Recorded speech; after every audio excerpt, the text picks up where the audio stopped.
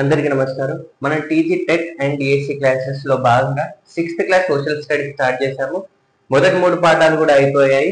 4వ పాఠం డోపూర్ పీఠభూమిలో ఒక గ్రామం పాఠంలోని కొన్ని ముఖ్యమైన అంశాలను మనం ఆల్రెడీ చూసాము. సో ఈ క్లాస్ లో మరిన్ని ముఖ్యమైన అంశాలు ఈ రోజు చూద్దాము.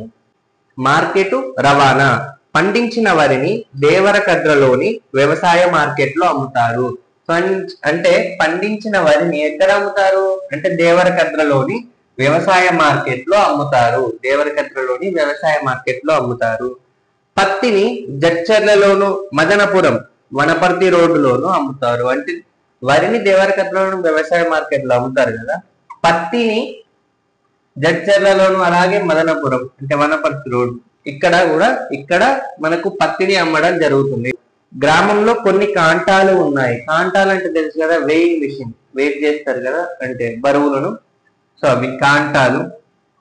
గ్రామంలో కొన్ని కాంటాలు ఉన్నాయి. మార్కెట్లలోని కాంటాలు సరిగా ఉండవని చాలా మంది రైతులు వీటినే ఉపయోగిస్తారు. మార్కెట్లలో కాంటాలు సరిగా ఉండవని చాలా మంది రైతులు ఇక్కడ మనకు గ్రామంలోని ఉన్న కాంటాలనే ఉపయోగించడం జరుగుతుంది. వర్తకులు వాళ్ళ ఇష్టం వచ్చినట్లు ధరలు నిర్ణయించడం రైతులు ఎదుర్కొనే సమస్యలలో ఒకటి. అంటే వర్తకులు, ట్రేడర్స్ అంటాం కదా, ఈ వర్తకులు వాళ్ళ ఇష్టం వచ్చినట్లు ధరలు నిర్ణయించడం రైతులు ఎదుర్కొనే సమస్యలలో ఒకటి. సో వాళ్ళ ఇష్టం వచ్చినంత ధరను నిర్ణయిస్తారు పంటకు. ఓకే, అంటే రైతులు తీసుకొచ్చిందని వాళ్ళకి ఇష్టం వచ్చినంత ధరకు వాళ్ళు చెప్తారు, నిర్ణయిస్తారు. ఇది ఇంతే ధర అని వాళ్ళు నిర్ణయించడం జరుగుతుంది. సో ఇది మెయిన్ సమస్య కదా, ఎందుకంటే రైతులు వాళ్ళ పంటకు వాళ్ళు నిర్ణయించుకునే హక్కు అనేది ఇక్కడ లేనట్టు మనకు కనిపిస్తుంది. ఎందుకంటే వర్తకులే నిర్ణయించడం జరుగుతుంది. సో ఒక ప్రోడక్ట్ యొక్క విలువ 100 రూపాయలైనా వాళ్ళు 40-50 అయినా మరి అమ్మాల్సి వస్తుంది. అది వర్తకులు నిర్ణయించడం జరుగుతుంది. కాబట్టి ఇది రైతులకు పెద్ద సమస్యగా మారడం జరిగింది. సో విత్తనాలు, రసాయనిక ఎరువులు, పురుగు మందులు కొనడానికి చాలా మంది రైతులు వర్తకుల మీద ఆధారపడి ఉన్నారు.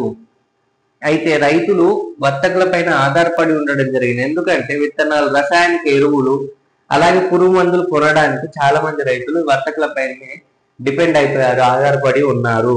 కాబట్టి వాళ్ళు చెప్పిన ధరకు తమ పంటను అమ్మక తప్పదు. ఎందుకంటే వీళ్ళు చెప్పింది ఎందుకు వినాలి, వీళ్ళు చెప్పిన రేటుకే ఎందుకు వినాలంటే రైతులు ఇప్పుడు ఈ వర్తకులే రైతులకు మనకు ఇక్కడ రసాయనిక ఎరువులు కావచ్చు, విత్తనాలు కావచ్చు, అలాగే పురుగు మందులు కోసం రైతులు వీళ్ళపైన ఆధారపడుతున్నారు. కాబట్టి వీళ్ళు చెప్పినంతనే, వీళ్ళు ఎంత ధర నిర్ణయిస్తే అంతే రైతులు అమ్మవలసి వస్తుంది వీళ్ళకి.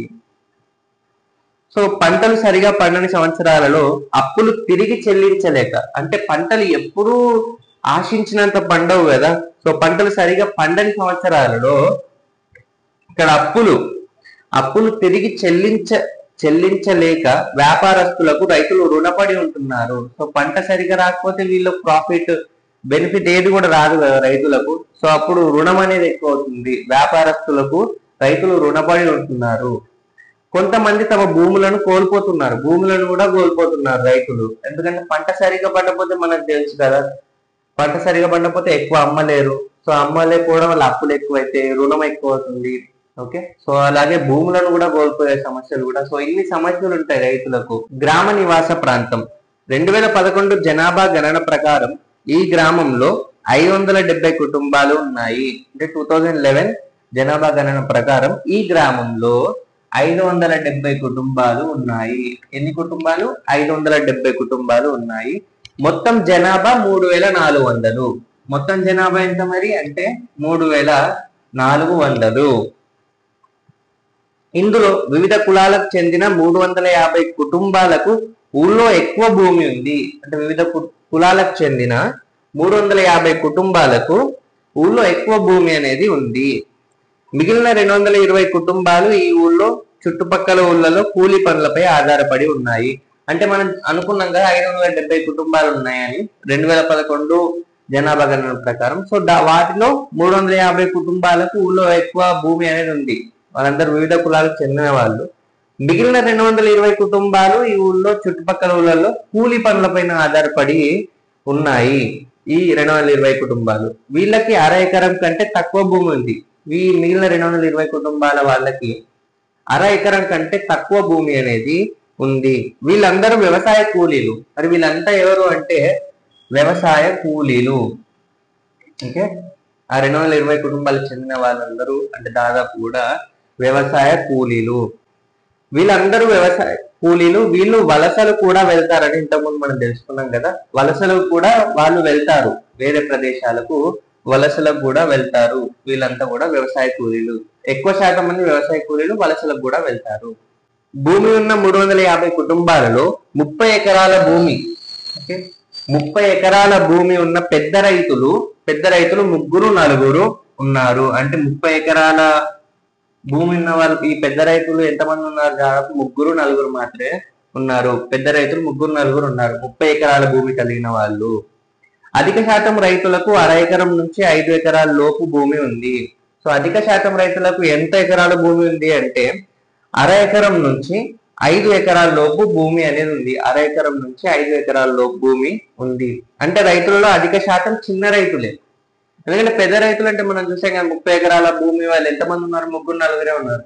సో అధిక శాతం రైతులు ఎవరు అంటే చిన్న రైతులే. ఓకే, గతంలో ఇల్లు మట్టి గోడలతో పెంకుతో వేసిన కప్పులతో ఉండేవి. సో గతంలో ఇల్లు మట్టి గోడలతో ఉండేవి, అలాగే పెంకుతో వేసిన కప్పులతో ఉండేవి. ఇళ్లకు కలప అంతగా ఉపయోగించే వాళ్ళు కాదు. కలప అనేది అంతగా ఉపయోగించే వాళ్ళు కాదు. కొత్తగా కడుతున్న ఇళ్లలో, ఇప్పుడు కొత్తగా కడుతున్న ఇళ్లలో ఇటుక, ఇనుము, కాంక్రీట్ ఉపయోగిస్తున్నారు. ఏమేమి ఉపయోగిస్తున్నారు? ఇప్పుడు కొత్తగా కట్టే ఇళ్లలో ఇటుక, ఇనుము, అలాగే కాంక్రీట్, ఇవి ఎక్కువ ఉపయోగిస్తున్నారు ఇప్పుడు కొత్తగా కట్టే ఇళ్లలో. దగ్గరలోని క్వారీల నుంచి రాయి, మట్టి తేలికగా దొరుకుతాయి. సో క్వారీల నుంచి రాయి కానివ్వండి, మట్టి కానివ్వండి తేలికగా దొరుకుతాయి. పేదవాళ్ళ ఇంటి కప్పులు లేదా రేకులతో కప్పి ఉంటాయి. గ్రామంలోని చాలా ఇళ్లకు విద్యుత్ సౌకర్యం ఉంది. సో ఇక్కడ గ్రామంలో ఉన్న చాలా ఇళ్లకు విద్యుత్ సౌకర్యం అనేది ఉంది. సో గతంలో డోకూరు గ్రామ ప్రజలు తాగునీటికి బావులపై ఆధారపడేవాళ్ళు. సో డోకూరు గ్రామ ప్రజలు గతంలో ఈ తాగునీటి కోసం వేటిపైన ఆధారపడేవాళ్ళు అంటే బావుల పైన ఆధారపడేవాళ్ళు. ప్రస్తుతం బోర్ పంపులతో నీళ్లు ట్యాంకులోకి ఎక్కించి అంటే ఈ బోర్ పంపులతో నీళ్లు ట్యాంకులోకి ఎక్కించి తాగునీటిని పంపుల ద్వారా సరఫరా చేస్తున్నారు. సో తాగునీటిని ఫస్ట్ ఈ బోర్ పంపులతో ట్యాంకులోకి ఎక్కించిన తర్వాత పంపుల ద్వారా, పంపుల ద్వారా ఇక్కడ సరఫరా చేస్తున్నారు. 2 రోజులకు ఒకసారి ఈ మంచినీళ్లు వస్తాయి. సో 2 రోజులకు ఒకసారి మంచినీళ్ళు అనేది వస్తాయి. ప్రభుత్వ సంస్థ ద్వారా ఏర్పాటు చేసిన పంపులు అన్ని ఇళ్లకు కూడా ఉన్నాయి. సో ఇక్కడ మనకు డోకూరు గ్రామంలో చూస్తే ప్రభుత్వ సంస్థ ద్వారా ఏర్పాటు చేసిన పంపులు అన్ని ఇళ్లకు ఉన్నాయి. మనం అనుకున్నాం కదా ఈ పంపుల ద్వారా నీటి సరఫరా జరుగుతుందని. సో ఈ ప్రభుత్వ సంస్థ ద్వారా ఏర్పాటు చేసిన పంపులు అనేది అన్ని ఇళ్లకు కూడా ఉన్నాయి. రోడ్లు, అంగళ్ళు, కిరాణా, కోడి మాంసం, కూరగాయలు, పాన్ వంటివి అమ్మే అంగళ్ళు కొన్ని ఊళ్ళో ఉన్నాయి. మహబూబ్ నగర్ నుంచి డోకూరు బస్సు సౌకర్యం ఉంది. మహబూబ్ నగర్ నుంచి డోకూరు బస్సు సౌకర్యం కూడా ఉంది.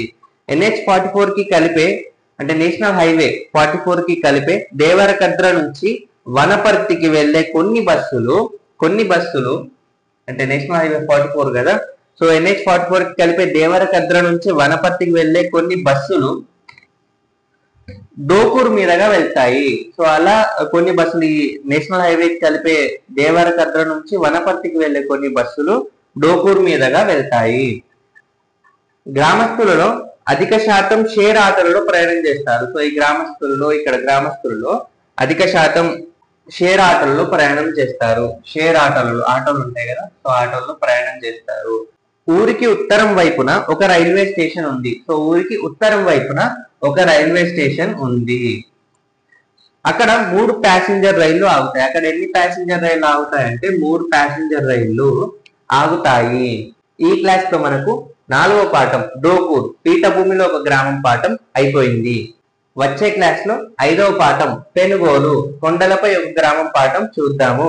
సో ఈ క్లాస్ కనుక మీకు నచ్చినట్టయితే లైక్ చేయండి, షేర్ చేయండి, కామెంట్ చేయండి, అలాగే సబ్స్క్రైబ్ చేయండి to Vamshikrishna academy. Thank you.